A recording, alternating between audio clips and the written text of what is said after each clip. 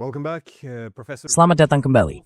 Profesor Richard Wolff bergabung dengan kami hari ini untuk membahas artikel yang baru-baru ini ia tulis tentang mengapa para pemimpin Eropa memprovokasi perang dengan Rusia. Pertama-tama, terima kasih sudah kembali ke program ini. Thank you for coming back on the program. Dengan senang hati, Glenn.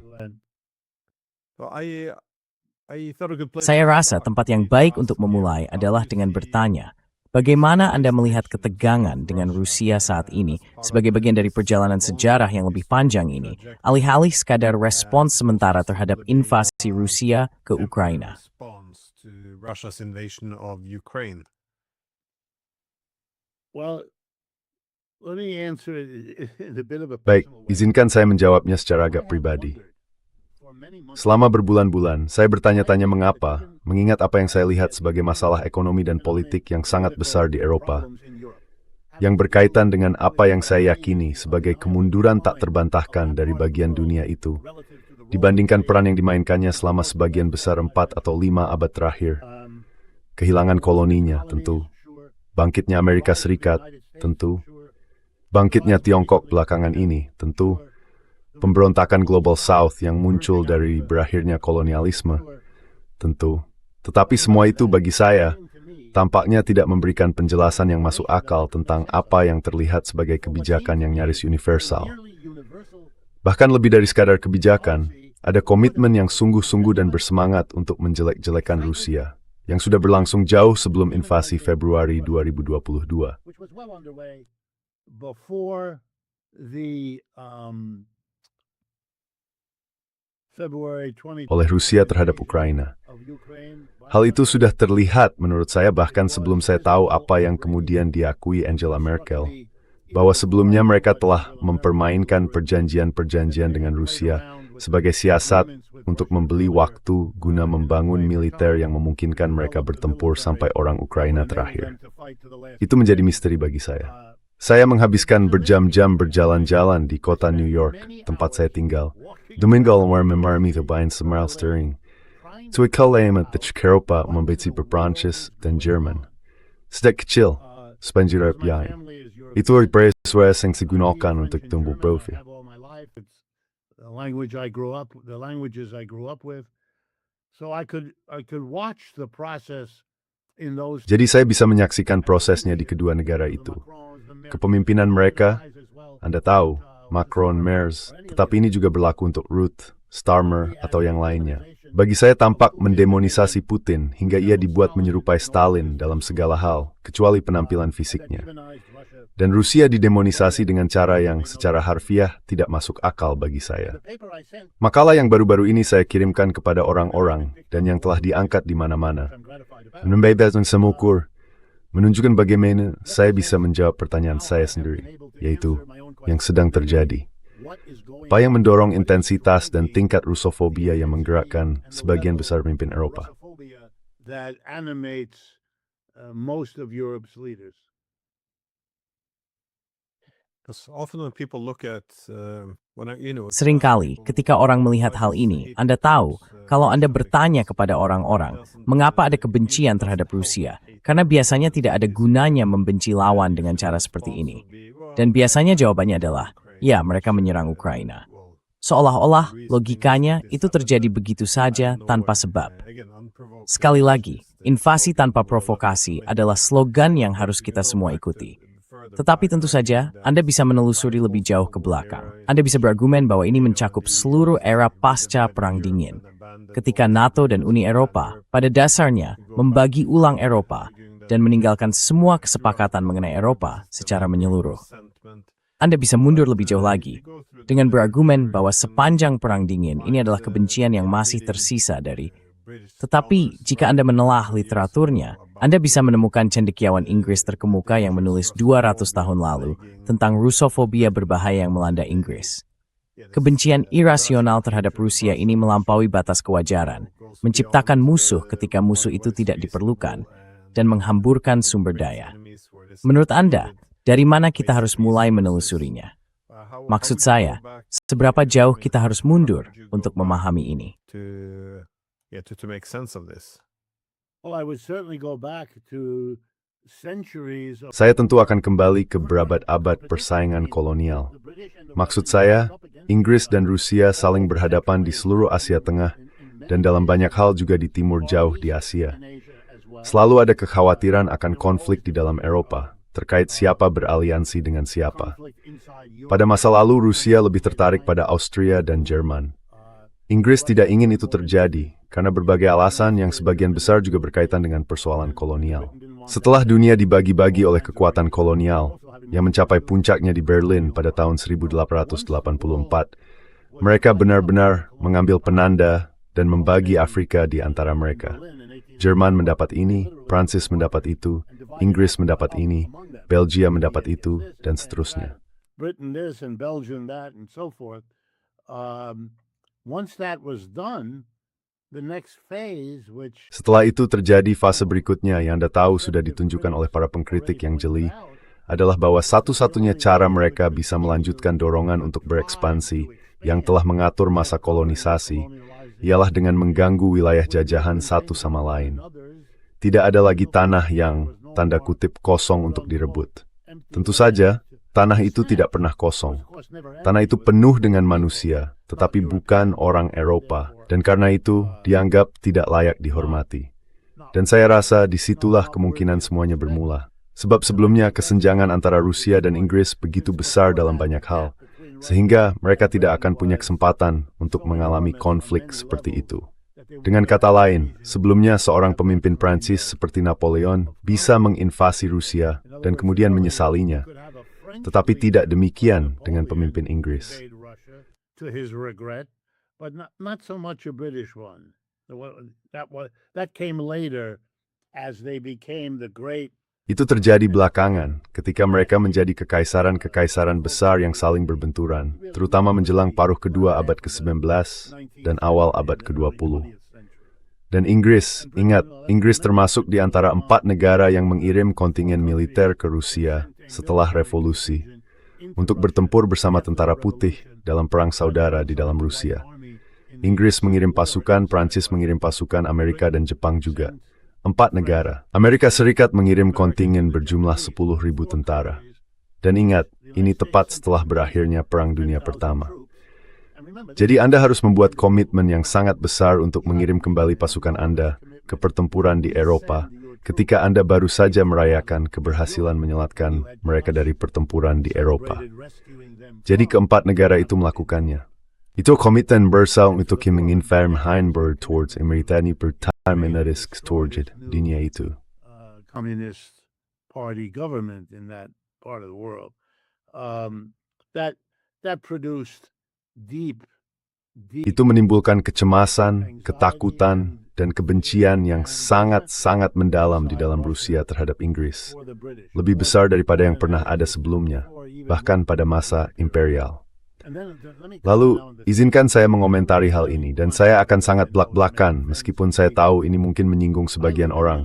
Saya tinggal di Amerika Serikat, saya tidak tinggal di Eropa, jadi saya lebih memahami perasaan masyarakat di negara ini.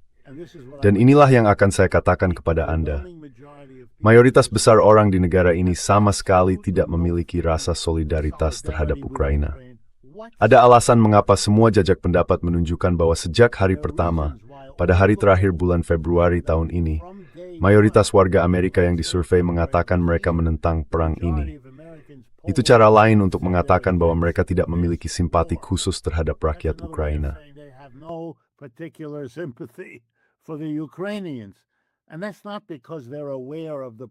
Dan itu bukan karena mereka menyadari adanya provokasi. Anda benar sekali, sangat mudah untuk menunjukkannya. Yang memalukan adalah para intelektual dan orang-orang yang biasanya melihat hal-hal semacam ini dengan sedikit kesadaran historis, memakai frasa tanpa provokasi. Itu kekanak-kanakan. Anda tahu, kalau Anda melakukan kerja serius, kata tanpa provokasi itu sendiri biasanya memunculkan pertanyaan dalam pikiran Anda, oh, apa saja provokasinya? Kalau orang mengatakan itu tanpa provokasi, artinya Anda either tidak tahu atau tidak mau menghadapi apa sebenarnya yang terjadi. Hal-hal tidak terjadi tanpa provokasi. Itu ngawur, itu kekanak-kanakan, itu konyol. Tapi saya rasa orang Amerika tidak peduli, dan saya rasa orang Amerika telah dilatih untuk tidak peduli. Anda tahu apa gambaran yang muncul? sebuah negara besar, Rusia, menginvasi negara yang jauh lebih kecil. This series of a born to elect it worse. Narad Moraes King. If people saw it in just that way. And the American media tried to play it that way. Dan media Amerika berusaha membingkainya seperti itu. Tapi ini tugas yang mustahil, karena Amerika Serikat telah menginvasi Vietnam. Sebuah negara besar dan kaya menginvasi negara kecil dan miskin, dan melakukan hal yang sama di Afghanistan, serta di Irak. Amerika tidak pernah mempermasalahkan dirinya sebagai negara besar yang menginvasi negara kecil. Yang Anda lakukan, entah itu disengaja atau tidak, adalah melatih rakyat Amerika agar tidak merasa terganggu oleh hal ini. Karena tentu saja ini soal yang baik, yaitu kita melawan yang buruk. Dan itulah ukuran yang harus dipakai, bukan ukuran negara, bukan sumber daya relatif, bukan kekuatan militer, atau semua hal lainnya. Seandainya Anda melatih orang Amerika secara berbeda, mungkin mereka akan bereaksi terhadap invasi Rusia ke Ukraina. Tapi ironinya, Anda melatih mereka untuk tidak bereaksi, dan mereka dengan patuh mengikuti pelatihan itu.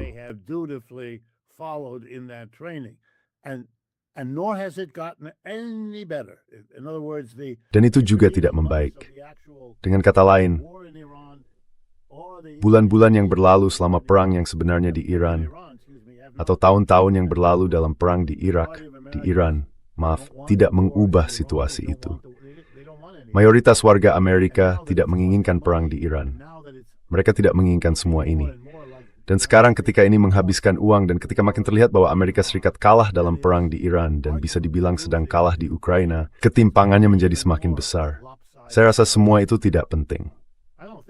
Saya menemukan masa yang masuk akal bagi saya, baik dari segi konteks sejarah maupun dari segi yang sedang terjadi sekarang, dan masa depan seperti apa yang dibayangkan oleh orang-orang Eropa ini untuk diri mereka sendiri. Meskipun dalam hati saya sendiri, saya vertreur deze fantasie tentu masa depan age merupakan terverdangsing in het berinning in Delkstraat en bouwen is rol. Jou forward. With the reality of decline in the past and the present. Well, often there's a lot of focus on the Seringkali, fokusnya banyak tertuju pada, seperti yang saya katakan, arsitektur keamanan. Maksudnya kita tahu bahwa setelah Perang Dingin, kebutuhan untuk mempertahankan NATO pada dasarnya muncul karena negara-negara Eropa tidak mampu melakukan reformasi. Mereka membutuhkan sistem aliansi, NATO ini, yang mempertahankan keterlibatan Amerika Serikat tetapi juga menjaga perpecahan di Eropa. Dan saya selalu menekankan bahwa pada tahun 1990-an dalam sejarah, anti-memang dekat Rusia yang lebih pro-Barat dari sejarah. Rusia is ingin coba integrasi debat, maitur itu terbaik dalam senuad untuk membuat kerja yang efektif dengan Rusia. of finding a working relationship with Russia, and our best response was Dan respons terbaik kita adalah, mari kita perluas blok militer itu hingga ke perbatasan mereka, yang kita tahu kemudian akan memicu konflik. Jadi sekali lagi, banyak keputusan yang buruk. Tapi saya ingin bertanya, Anda menulis tentang para pemimpin Eropa yang terhubung dengan, dan pada dasarnya Anda mengaitkan kepemimpinan politik dengan, Anda tahu, institusi-institusi Amerika Serikat. Seluruh karir mereka didasarkan pada peran Eropa di dunia sebagai mitra junior Amerika Serikat. Dan kita melihat kelas politik yang dibesarkan dengan pemikiran bahwa keamanan sama dengan NATO. Masyarakat sipil diwakili oleh LSM yang didanai CIA, Bank Dunia, IMF. Maksud saya, ideologi ini didorong oleh Amerika Serikat. Maksud saya, inilah yang sekarang mengarahkan seluruh Eropa.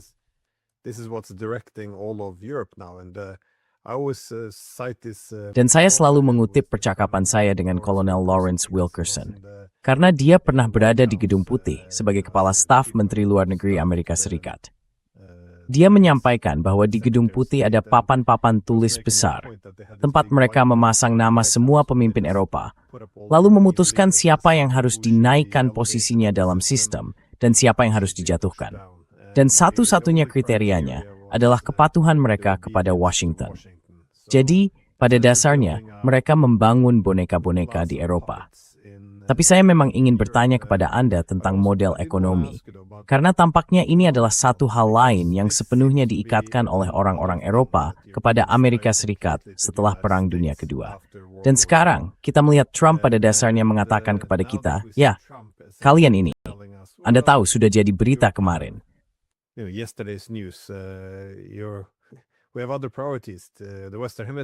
Kita punya prioritas lain, belahan bumi barat, Asia Timur. Dan sebenarnya, itu cukup wajar.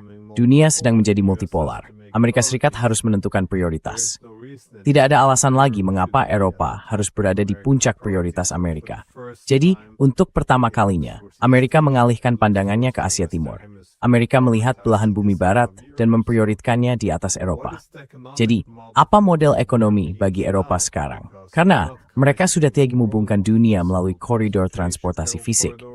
Mereka juga lagi memimpin dalam teknologi, industri, maupun keuangan. Lalu, apa peran Eropa? Apa model mereka sekarang jika mereka bukan lagi mitra junior dari hegemon Amerika yang baik hati?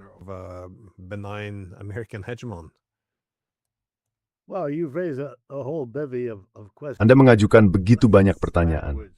Mari kita mulai dari pertanyaan terakhir, lalu membahas beberapa hal lain.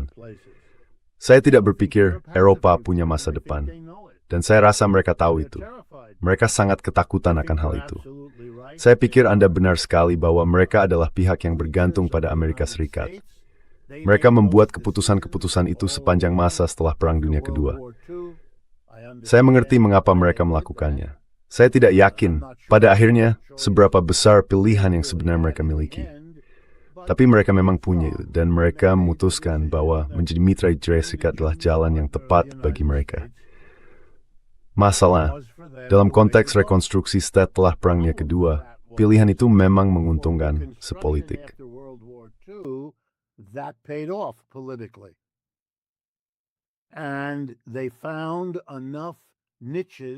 Dan setelah rekonstruksi, kira-kira dari tahun 45 sampai 75, mereka menemukan cukup banyak ceruk.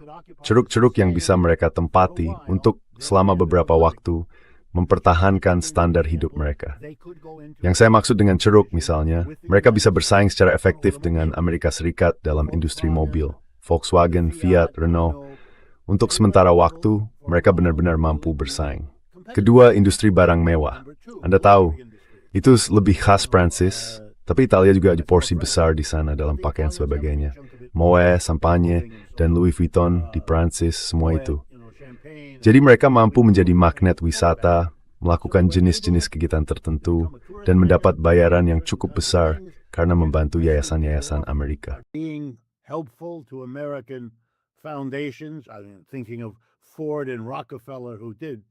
Saya teringat Ford dan Rockefeller yang melakukan hal-hal luar biasa. Maksud saya mereka sempat mengambil alih separuh sistem universitas di Eropa. Semua itu berakhir pada akhir abad ini, maksud saya pada akhir abad yang lalu memasuki abad yang baru ini. Kesulitan Amerika Serikat membuat mereka makin pelit soal apa yang boleh didapatkan oleh mitra junior mereka. Lalu kebangkitan Tiongkok menghantam mereka dari sisi lain, dengan makin banyak merebut pasar ekspor mereka, dan mulai seperti yang mereka lakukan sekarang, menembus pasar konsumen di dalam Eropa. Tidak ada masa depan. Mereka tidak ada di mana-mana dalam sains berteknologi tinggi. Sekarang itu sepenuhnya menjadi persaingan Amerika Serikat Tiongkok, yang sedang kalah oleh Amerika Serikat, dan Eropa sangat jauh tertinggal.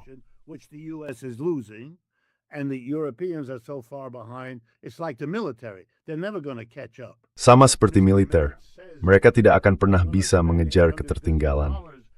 Tuan Merz mengatakan, saya akan menghabiskan $800 miliar selama 10 tahun ke depan untuk militer. Amerika Serikat kini dianggarkan untuk membelanjakan $600 miliar hanya dalam 1 tahun ke depan. Jadi Anda tidak akan bisa mengejar Amerika Serikat. Saya akan mengatakan hal yang sama tentang China. Hanya saja kita tidak tahu rinciannya, sejauh apa kemajuan China. Yang kita tahu, mereka jauh lebih maju daripada Eropa. Jadi ya, mereka tidak punya militer. Mereka tidak punya apa-apa. Sekarang, izinkan saya menunjukkan bagaimana sejarah sangat membantu di sini. Saya akan mengambil contoh yang ekstrem, tetapi menurut saya ini berlaku untuk seluruh benua. Belgia adalah negara yang sangat kecil. Saya yakin Anda pernah ke Belgia. I'm sure you've been to Belgium. I've been to Belgium. You know, it's very nice. Brussels has. Saya pernah ke Belgia. Anda tahu negara itu sangat menyenangkan. Brussels punya kawasan tua yang indah untuk dilihat dan sebagainya. Tetapi Belgia adalah negara Eropa kecil tanpa sumber daya besar. Namun mereka punya koloni, Kongo, yang bisa dibilang merupakan bagian terkaya di seluruh Afrika. Tanahnya luar biasa subur. Ada sungai besar yang melintasi wilayah itu, sehingga dapat dilayari jauh ke pedalaman, tempat semua tanah subur itu berada. Jadi Belgia dari negara Eropa yang nyaman, borjuis, dan kaya. Tetapi tidak perlu jadi jenius untuk mereka bisa mengeruk keuntungan dari wilayah pedalaman kolonial yang sangat luas. Same differency, Germancies, and Same was true of France and Germany and all the way through. Unless, of course, they lost it. And what happened? kecuali tentu saja kalau mereka kehilangannya. Dan apa yang terjadi pada suatu masyarakat jika masyarakat itu kehilangan koloni-koloni yang dalam banyak hal sangat penting menjadi tumpuan standar hidupnya? Nah, kita tahu jawabannya. Kita punya contoh sejarah. Pada akhir Perang Dunia Pertama, Prancis, Inggris, dan Amerika Serikat merampas koloni-koloni Jerman. Oke, itu ada kaitannya dengan kemunculan Tuan Hitler. Bukan satu-satunya faktor, tetapi kehilangan koloni-koloni itu, kalah perang, mengalami inflasi terburuk dalam sejarah Eropa pada tahun 1923 dan 1924, lalu disusul depresi besar pada tahun 1929. Itu terlalu banyak trauma ekonomi dalam waktu yang terlalu singkat. Itu menghasilkan demonisasi yang histeris terhadap, coba tebak, Rusia dan Bolshevisme. Karena itulah bahasa yang digunakan pada masa itu. Dan apa yang diimpikan Hitler? Hitler berusaha untuk merebut Rusia. Hitler fantasized taking Russia. I don't know enough about German history to know whether they had a. Saya tidak cukup tahu tentang sejarah Jerman untuk mengetahui apakah mereka punya papan tulis, lalu merancang bagaimana mereka memecah Rusia menjadi beberapa bagian, atau di mana posisi Polandia dalam cerita indah itu, atau Republik Ceko. Tapi saya bisa pastikan mereka memikirkannya. Itu bagian dari alasan mereka mengambil risiko. Operasi Barbarossa memiliki hal itu dalam kerangkanya. Baik, kalau semua ini kita rangkai, maka inilah kesimpulan saya.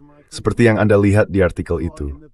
Alasan kepemimpinan Eropa bersikap histeris, kata yang juga akan saya gunakan untuk Nazi dan Hitler di Jerman, adalah karena alasan yang sebanding. Mereka tidak punya koloni lagi. Mereka kehilangan koloni-koloni itu setelah Perang Dunia Pertama, atau dalam periode di antaranya. Untuk sementara waktu, mereka masih bisa bertahan karena, Anda tahu, Afrika Khatulistiwa Prancis secara politik nominalnya merdeka. Vitesse de Calnova Merit dari bicara merdeka. Independent politically, but not really economically. But over time, that was changed. Namun seiring waktu itu berubah. Negara-negara tersebut menyadari bahwa kemerdekaan politik tanpa kemerdekaan ekonomi tidak menghasilkan apa yang mereka harapkan. Jadi semakin lama, kekaisaran itu, baik yang formal maupun informal, semakin melemah. Oke, lalu apa yang tersisa bagi mereka? Dua tembok, Amerika Serikat dan Tiongkok, menekan mereka. Mereka terjebak sebagai mitra junior, sehingga masa rakyat Eropa akan berbalik melawan mereka. Menurut saya, itulah yang diwakili oleh Alternative für Deutschland. Menurut saya, orang licik di Inggris itu, Farage atau siapapun namanya, adalah hal yang sama. Le Pen, sekali lagi hal yang sama di Prancis, dan seterusnya. Mereka adalah orang-orang yang mengambil sikap politik dengan mengatakan, kami menolak semua itu. Kami menolak ketundukan kepada Amerika Serikat. We reject the subordination to the United States. We subject opening our borders to immigrants. Kita seharusnya membuka perbatasan kita bagi para imigran. Kita akan melakukan sesuatu. Mereka tidak bisa berbuat apa-apa. Semua itu omong kosong. Tapi itu omong kosong yang tepat pada saat yang tepat, karena itu menyuarakan penderitaan nyata dan kecemasan nyata di kalangan orang Eropa. Dan menurut saya, itu didasarkan pada penilaian yang sangat baik tentang apa yang sedang terjadi pada orang-orang ini. Jadi para pemimpin, untuk menyelamatkan diri mereka sendiri, harus menciptakan sekaligus sosok iblis yang katanya sedang mereka lindungi rakyatnya darinya, dan suatu peluang yang mungkin bisa memulihkan kondisi ekonomi mereka yang rusak. Dan apa itu? Perang fantastis melawan Rusia yang membagi-baginya. Satu bagian untuk Jerman, satu bagian untuk Prancis, satu bagian untuk Italia, satu bagian untuk Inggris. Astaga, semua atas nama anti-otoritarianisme. Dan itu poin terakhir saya. Authoritarianism. And that's my last point. My whole life here in the United States, I was born and I've lived in... Sepanjang hidup saya di Amerika Serikat, saya lahir, tinggal, dan bekerja di sini. Kami selalu diajari di universitas bahwa Rusia adalah tempat yang mengerikan. Orang Rusia itu buruk. Komunisme adalah puncak dari segala kejahatan. Histeria itu berlangsung tahun demi tahun, sampai mencapai tingkat yang absurd. Maksud saya mencoba menjelaskan ini kepada orang Eropa yang tidak mengalaminya. Sangat sulit. Anda mungkin mengira saya melebih-lebihkan. Dan kalau saya berada di posisi Anda, saya yakin saya juga akan berpikir begitu. Tapi tidak. Hal-hal yang gila. Jadi bagi kami, tahun 1990-an adalah sebuah kesempatan, seperti yang baru saya negarkan, hanya saja kami membingkainya secara berbeda. Sekarang tidak tinggi penghalang untuk berbaik-baik dengan orang-orang Rusia yang baik ini, karena penghalangnya sudah hilang. Tidak ada lagi komunisme. Because the barrier has gone. There's no more communism. Americans don't know much about communism. Orang Amerika tidak tahu banyak tentang komunisme. Dulu tidak, dan sekarang juga tidak. Namun yang dianggap jahat itu komunisme, bukan Rusia. Itulah salah satu alasan mengapa Tuan Trump menjauh dari orang-orang Eropa dan mengejek sikap anti-Rusia mereka. Ia adalah produk dari pendidikan Amerika ini seperti saya. Dan pendidikan kami tentang menjadikan Rusia sebagai stan. Pendidikan kami tentang menjadikan komunisme sebagai stan. Dan itu sudah hilang. Ketika Tuan Trump pergi ke Moskwa, ia melihat para pebisnis yang sedang merintis, yang ingin sekali membuat kesepakatan dengannya, dan dengan orang-orang lain seperti dirinya. Dan ia ingin membuat kesepakatan. Mereka siap. Ia tidak perlu menginvasi mereka dan membagi-bagi mereka. Mereka sudah siap membuat berbagai macam kesepakatan dengannya, seperti juga dengan pihak-pihak lain di Barat. Mereka tidak punya kepentingan dalam petualangan militer. Mereka tidak cukup kuat. Nor could they do it. They're not strong enough. What you're seeing in Ukraine is they're strong. Yang Anda lihat di Ukraina adalah mereka cukup kuat untuk terus bergerak maju, tetapi mereka tidak bisa bergerak dengan laju seperti 2 tahun lalu. Kenapa? Karena negara-negara Eropa bersatu dan Amerika terus memasok mereka dengan sarana militer untuk melanjutkan perang ini. Bayangkan kalau Rusia mencoba melakukan itu, entahlah di Italia atau Eropa Timur, itu gila. Hal-hal gilalah seperti itu yang Putin, sosok yang tampaknya berhati-hati dan penuh perhitungan, tidak akan lakukan. Lihat berapa lama mereka menunggu sementara NATO bergerak ke timur sebelum mereka melakukan apapun. Separuh alasan mereka merasa yakin melakukan apa yang mereka lakukan di Ukraina adalah karena sebelumnya mereka sudah lolos melakukannya di Polandia dan seterusnya. Situasinya sangat jelas. It's very clear what the situation is. But I think the demonization and the... Namun saya pikir, demonisasi dan angan-angan untuk mengalahkan serta memecah belah Rusia bagi para pemimpin Eropa memberi mereka sesuatu yang negatif untuk ditentang dan sesuatu yang positif untuk didukung serta diselesaikan. Satu-satunya masalah, mereka mungkin sudah terlambat menunggu. Jadi sekarang mereka punya musuh dari dalam, yang bisa, dan saya yakin memang sedang sibuk melemahkan upaya mereka untuk melakukan itu. Itu bagian dari alasan mengapa mereka tampaknya tidak bisa memutus hubungan dengan Amerika Serikat. Betapapun mereka dihina dan diperlakukan buruk di setiap kesempatan. Dan saya bisa pastikan kepada Anda, karena saya pernah bersekolah di sekolah-sekolah elit di negara ini dan punya teman pribadi di seluruh pemerintahan, bahwa permusuhan terhadap Eropa sangat mendalam. Sama sekali tidak terbatas pada Partai Republik atau pada Tuan Trump. Sama sekali tidak.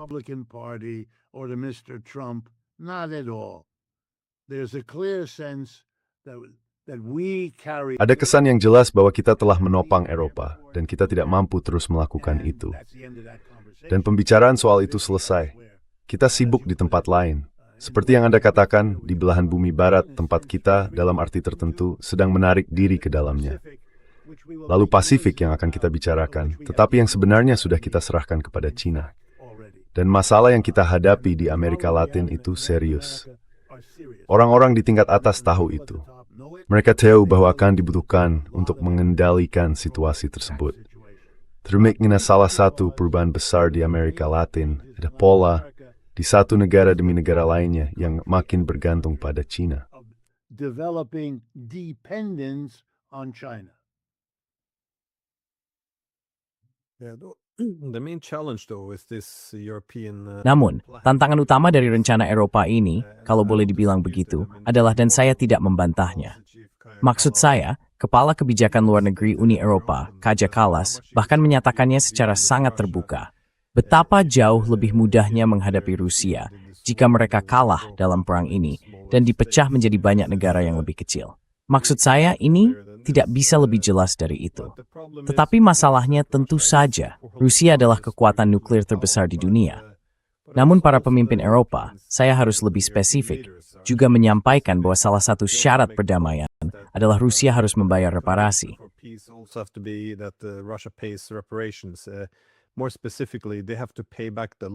Lebih spesifik lagi, mereka harus membayar kembali pinjaman yang diberikan Uni Eropa kepada Ukraina, yang merupakan cara untuk menguras sumber daya. Dan ini pada dasarnya adalah penolakan setelah 4,5 tahun, bahkan untuk berbicara dengan Rusia. Padahal Anda tahu, mereka mengklaim berdiri bersama Ukraina, dan semua itu, meskipun sebagian besar warga Ukraina menginginkan perundingan segera.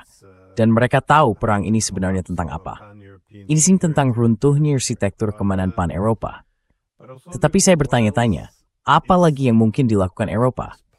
Karena saya bisa memahami kepanikan di kalangan kepemimpinan Eropa. Artinya model ekonomi mereka telah runtuh sepenuhnya.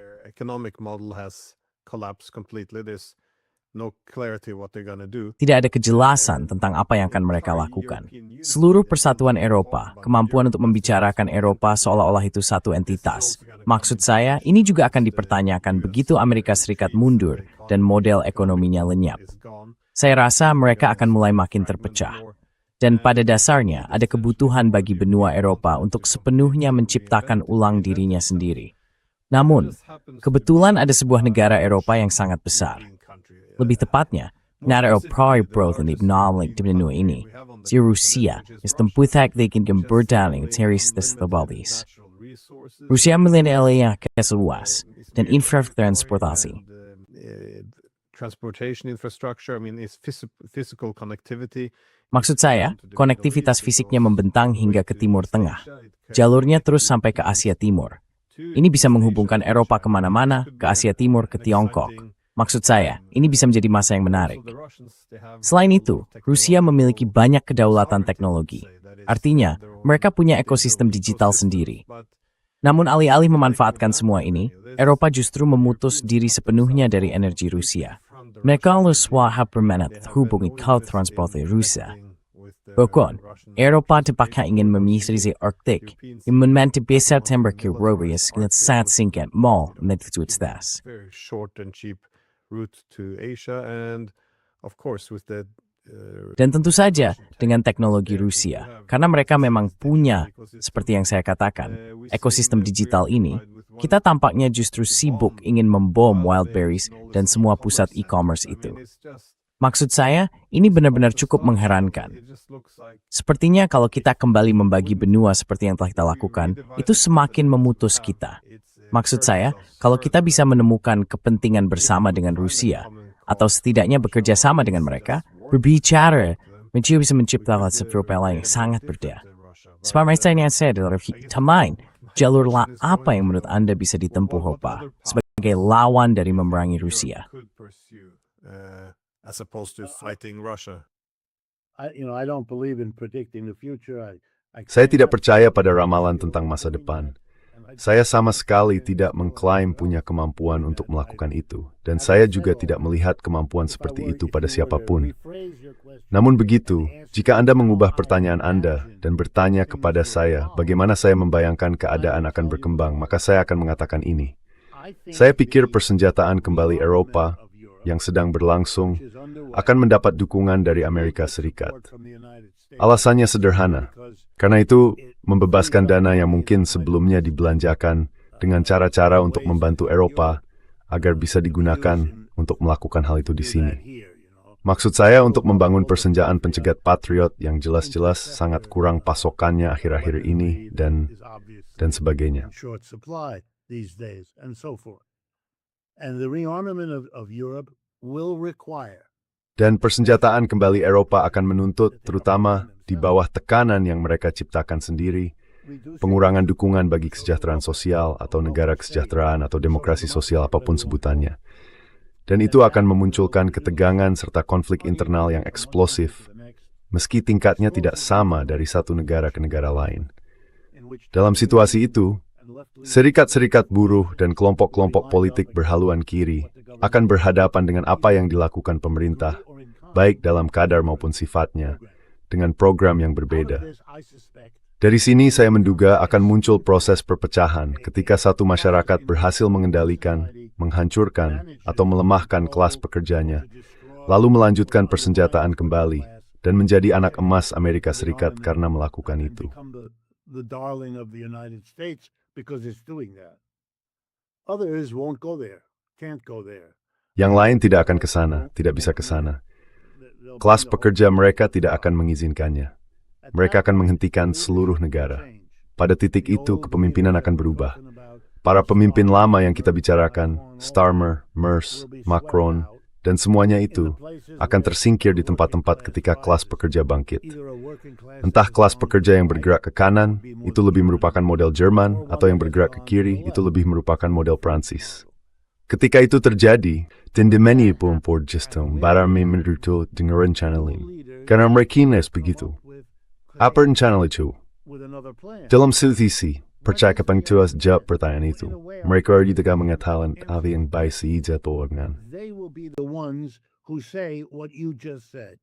You know, if we here in Germany Kalau kita di Jerman bersekutu dengan Rusia, kita bisa ikut serta dalam pengembangan wilayah Rusia bagian Asia.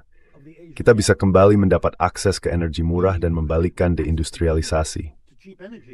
Nah, kelas pekerja di Jerman mungkin akan mengambil kesepakatan itu. Dan kelas pengusaha di Jerman yang bersyukur atas hal itu akan menggeser aliansinya dan meninggalkan Merz begitu saja. Mereka akan membuangnya sebagai agen Amerika, yang memang dia adalah. Saya rasa Anda akan melihat kemungkinan terbentuk tatanan yang sepenuhnya baru di sana. Dan itu juga akan memberi tekanan besar dalam bentuk yang baru kepada Tiongkok. Karena Tiongkok kini harus melihat dirinya bukan sebagai sekutu Rusia, melainkan sebagai pesaing Rusia.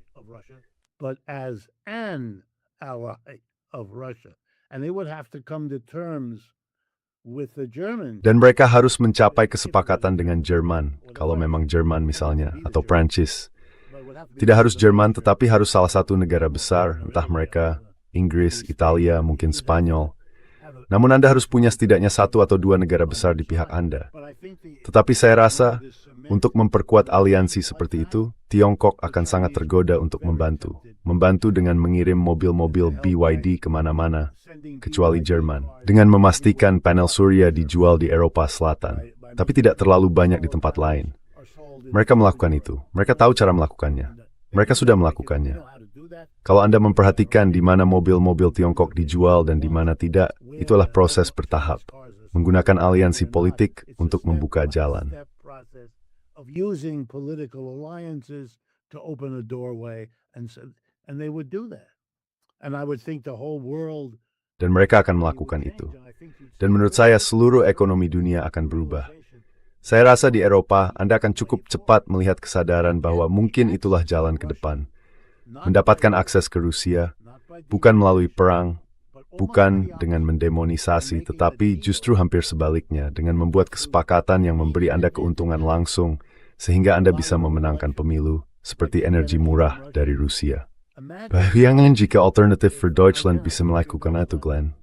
Anda tahu, bisa naik kekuasaan, melalui tinggu mencunar kuat dan breaksbook dengan Rusia. Biarkan Amerika berturut Warwick, kirim por insir kad sipa salurannya. Ayo kita jalan. Reopen the pipeline. Come on, let's go. And now we have and now we discuss a 10-year. Dan sekarang kita membahas rencana 10 tahun, di mana industrialisasi Jerman dapat dibawa masuk untuk membantu di seluruh Rusia.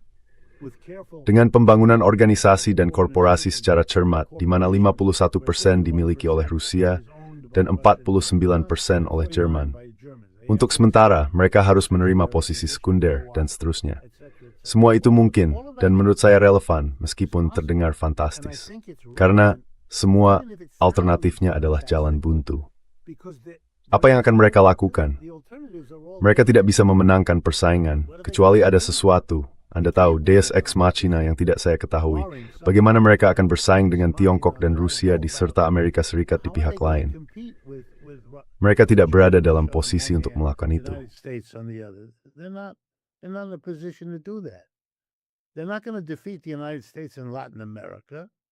Mereka tidak akan mengalahkan Amerika Serikat di Amerika Latin, dan mereka juga tidak akan melakukannya di tempat lain. Maksud saya, itu memang tidak mungkin. China sudah menguasai Asia dan dengan cepat menguasai Afrika. Bagi mereka, ini sudah berakhir. Saya rasa ini juga berakhir karena era kolonialisme sudah benar-benar mati. Anda tidak bisa melakukannya lagi. Ketika Anda mengusulkannya, orang-orang bereaksi seolah-olah Anda gila. Atau Anda harus melakukannya dengan cara yang justru membangun oposisi. Maksud saya, pikirkan bersama saya. Israel sedang mencoba melakukan kolonialisme pemukim di Gaza. Untuk menjalankan proyek itu, mereka harus melakukan genosida. Pada suatu masa dalam sejarah, ketika seluruh dunia menentang kolonialisme, karena semua genosida yang pernah dilakukannya.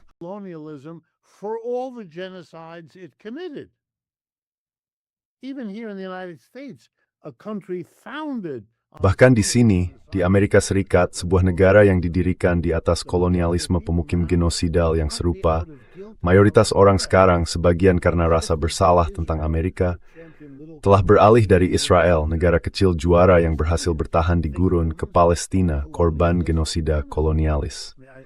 Dan ketika presiden kita berdiri lalu berbicara tentang Greenland, yang ia dapatkan pada dasarnya adalah ejekan. Begitu juga dengan Kanada, sama saja. Bahkan sekarang, dia tidak bisa mewujudkan invasi ke Kuba. Dia tidak bisa melakukannya. Tapi disinilah mereka akan memusatkan upaya, karena di sini menurut mereka inilah arah yang harus mereka tuju. Dan saya rasa mereka sama sekali tidak peduli pada Eropa. Setidaknya begitulah cara mereka berbicara. They certainly talk that way. No, I think it's a lost cause as well. I mean, but this is Saya juga pikir ini perkara yang sudah kalah. Tapi begini, tampaknya ini satu-satunya strategi yang tersisa bagi para pemimpin Eropa saat ini, tampil sebagai pengganda kekuatan di Washington. Artinya, kalau kita bisa menunjukkan bahwa kita mampu mengalahkan Rusia, maka tiba-tiba nilai Eropa di pasar meningkat. Dan mereka terus-menerus berbicara tentang mana Eropa memberi nilai tambah bagi Amerika Serikat.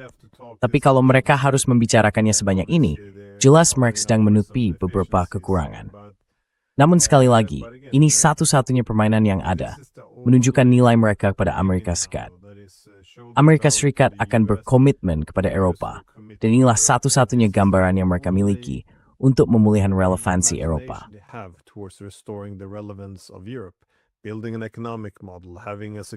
Membangun model ekonomi, memiliki arsitektur keamanan, idealnya yang sama seperti yang mereka miliki sejak Perang Dunia Kedua. Namun, saya hanya ingin menanyakan satu pertanyaan terakhir. Menurut Anda, seberapa layak hal itu diwujudkan? Karena Anda menyebut Jerman sebagai contoh. Tentu saja, kita menghadapi masalah yang berbeda-beda di seluruh Eropa.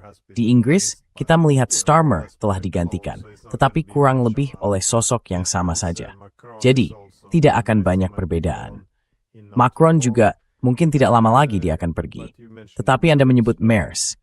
Namun tentu saja, dia sangat takut pada AfD karena, seperti yang Anda katakan, pemimpinnya kurang lebih berkata, kalau kami menang, kami akan lebih dulu pergi ke Moskwa dan berusaha memulihkan hubungan, karena ini semua konyol.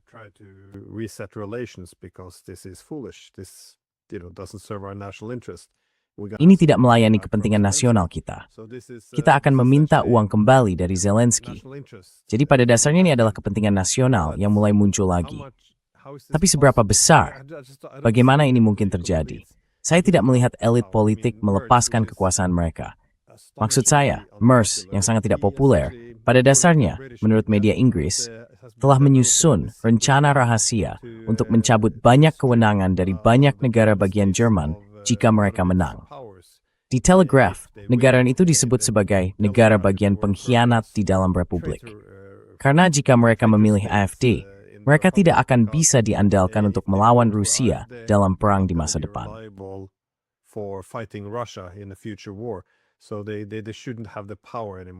Jadi mereka seharusnya tidak lagi punya kekuasaan, kata pemimpin paling tidak populer di Eropa.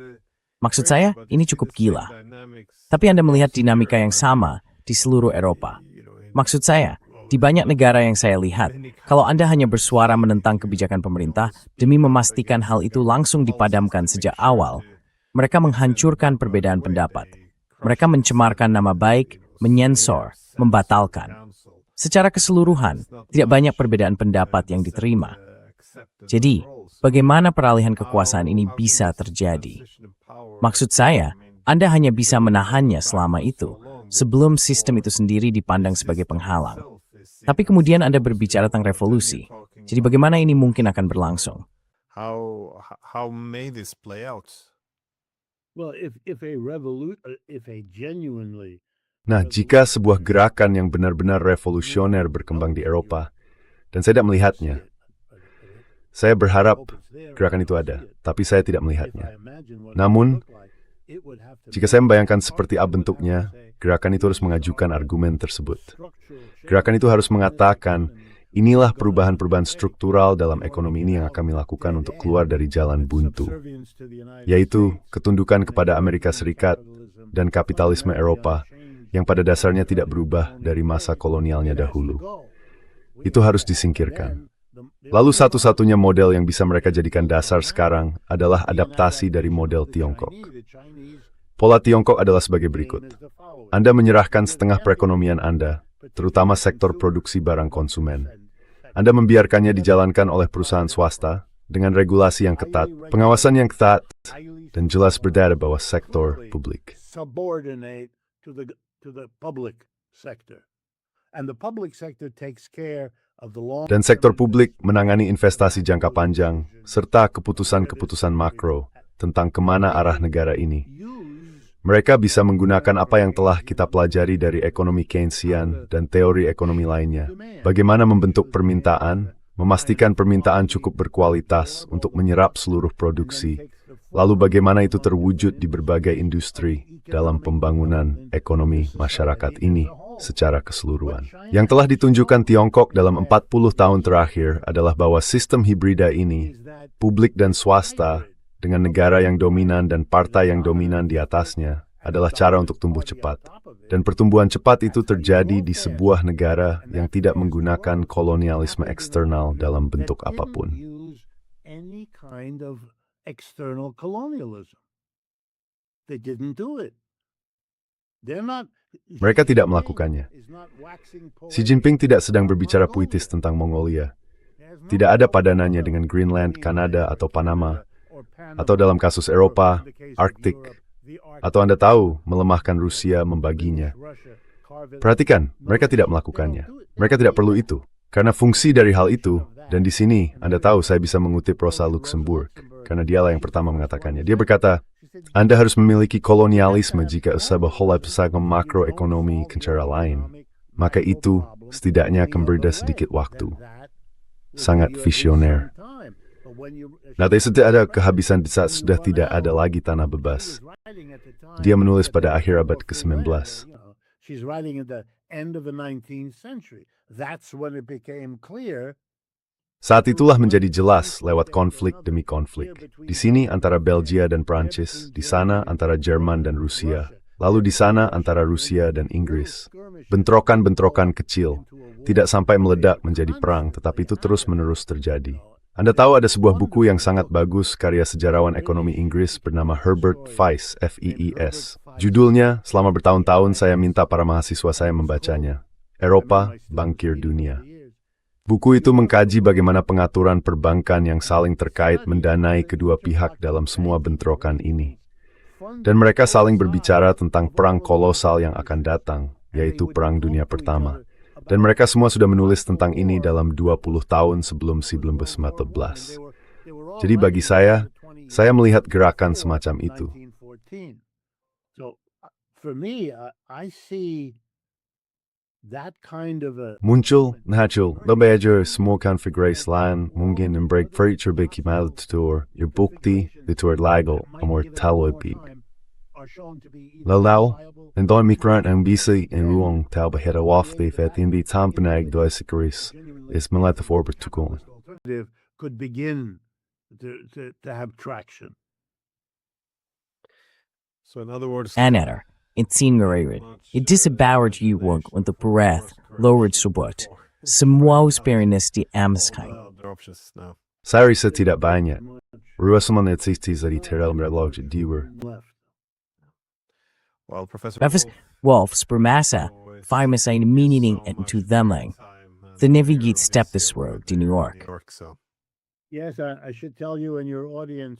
Ya, saya harus mengatakan kepada Anda dan para pemirsa Anda, kondisi untuk perubahan di negara ini sedang matang dengan sangat cepat. Dan kami semua sangat gembira tentang itu. Namun, kami juga sangat sadar bahwa ini adalah negara yang selama 75 tahun belum mengalami pengalaman seperti ini. Dan kini mulai menyadari bahwa politik lebih dari sekadar Partai Republik dan Partai Demokrat. Itu adalah sebuah awal yang luar biasa. Dan ini merangsang seni dan musik dan cara yang himenit Loktaint. Nimni Joma join Duras Robesep, Milk Street, Brace Doktin Zurumbrek, Ibikin Nok Kerisini. And the surprise to Europe may be coming from here.